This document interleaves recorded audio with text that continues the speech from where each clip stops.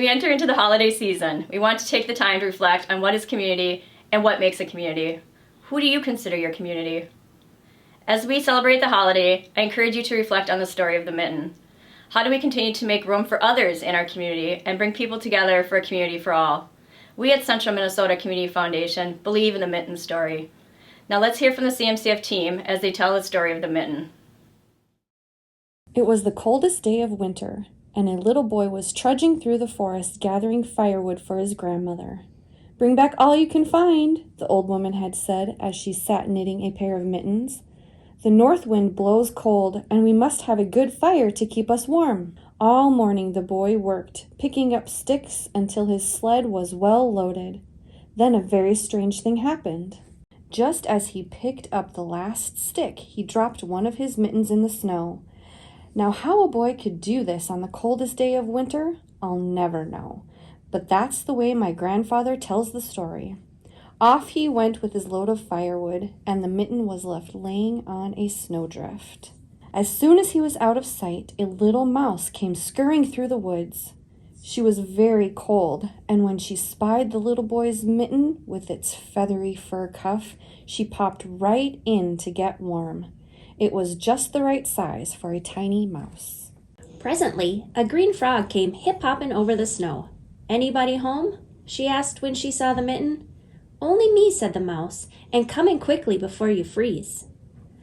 They had no sooner settled themselves snugly in the red wool lining when an owl flew down. "May I join you in that lovely mitten?" he asked. "If you mind your manners," replied the mouse, for owls always made her nervous. "And don't wiggle around too much," added the frog, "because it's a bit tight in here." It wasn't long before a rabbit came down the forest path. "Is there room for me in that nice warm mitten?" asked the rabbit. "It's awfully cold out here." "Not much space left," said the mouse and the frog and the owl, "but come in, we'll see what we can do." Even before the rabbit had gotten herself tucked in, a fox trotted up to the mitten, and after a good deal of trouble, she got herself in along with the others. The mouse was beginning to think, maybe she shouldn't have been so generous, but with the bitter winds outside, what else could she do? And now, as if things weren't bad enough, the next visitor was a big gray wolf who wanted to come in too. "I don't know how we'll manage it," said the mouse, "but we'll try." Everyone moved around a bit, and finally the wolf was squeezed into the mitten. It was very crowded by now, but at least it was warm. Things had just gotten arranged nicely when the animals heard a great snorting. It was a wild boar. He was very anxious to get in out of the wind. "Oh dear," cried the mouse, for the mitten was already beginning to stretch a little. "We just don't have any more room." "I'll be very careful," said the boar. With that, he squinched himself into the mitten along with the mouse and the frog, the owl, the rabbit, the fox, and the wolf. I know this is so because my grandfather told me. But the worst was yet to come, for who should appear now but a bear? He was very big and very cold. "No room, no room," cried the animals, even before the bear had a chance to speak. "Nonsense," said the bear. "There's always room for one more."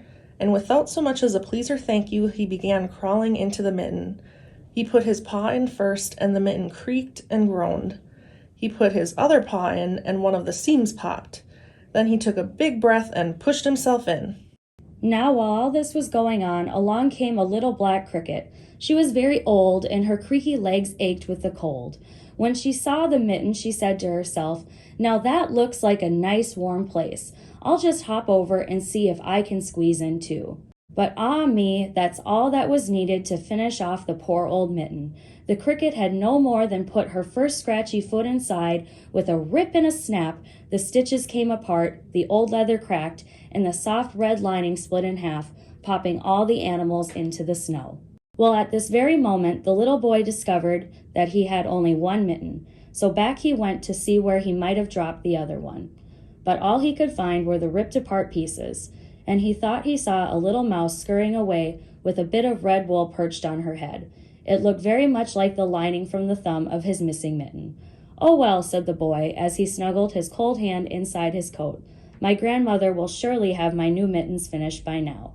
Then he hurried home with the north wind nipping at his cheeks. And my grandfather says he never did know what really happened to his mitten.